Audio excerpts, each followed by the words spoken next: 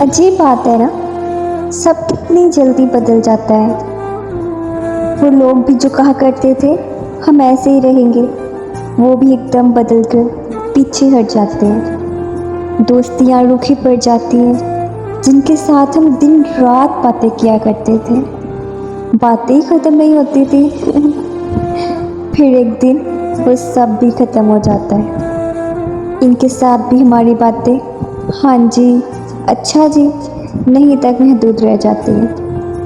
کوئی بھی رشتہ اپنی جگہ ویسا ہی نہیں رہتا جیسا کہ وہ پہلے دن ہوتا ہے۔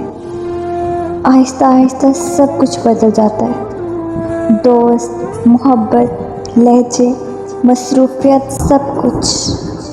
افسوس۔